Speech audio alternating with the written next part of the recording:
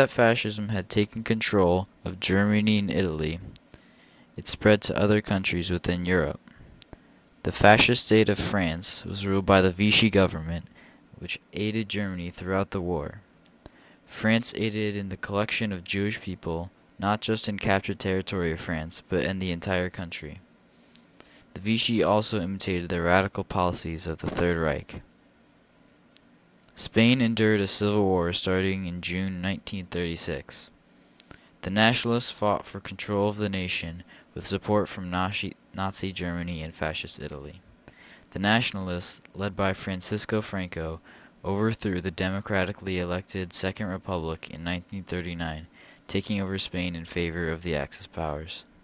Spain, however, never became an active participant in the war. While tension rises in Europe, America is making an effort to stay neutral and leave the potential conflict within Europe. To ensure that the U.S. couldn't be dragged into the war, Congress passed a series of neutrality acts. The Neutrality Act of 1935 allowed the President to prohibit arms shipments and forbid U.S. citizens to travel on the ships of warring nations. The Neutrality Act of 1936 forbade the extension of loans and credits to belligerent nations. Finally, the Neutrality Act of 1937 forbade the shipment of arms to the opposing sides in Spain. Franklin Roosevelt signed the acts reluctantly.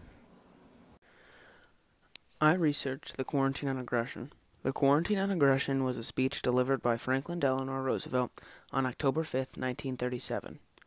In this speech, he outlined ideas such as the spread of aggression in Europe and growing conflict with countries such as Germany that were mobilizing and preparing for war. During this time period, there was debate about whether or not the United States should involve themselves in the conflicts of Europe or continue to promote isolationism. Isabella will discuss that later. In his speech, he vaguely alluded to the fact that the United States may have to become involved in the growing conflict and that they could not turn a blind eye to aggression because it could affect their own nation's stability. After this speech, it became a main tipping point that pushed Americans towards wanting to become involved in the conflict in Europe. I also researched the sinking of the Panay. The Panay was a U.S.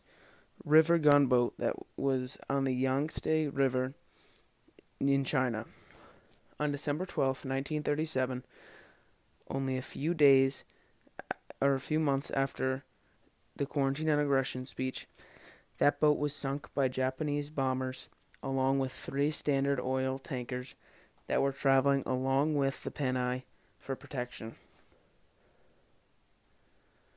Immediately after the bombing and after Franklin Delano Roosevelt caught word, he demanded an apology from the Japanese, saying that it was a planned attack on the United States.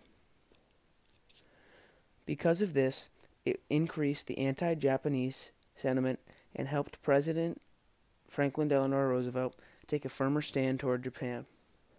In 1938, a moral embargo stopped the sale of aircraft to Japan while increasing the U.S. Navy, fearing that a conflict with Japan was inevitable. As seen, this incident called for stronger measures to maintain neutrality throughout the world.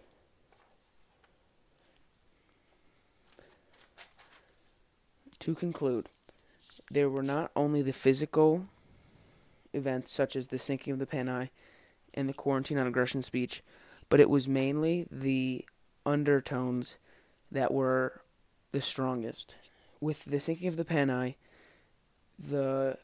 was sunk, but the main factor was that it increased racism in the United States against the Japanese and increased propaganda promoting against the Japanese. With the Quarantine on Aggression speech, it promoted the ideas that America would have to be involved in the growing conflict in Europe.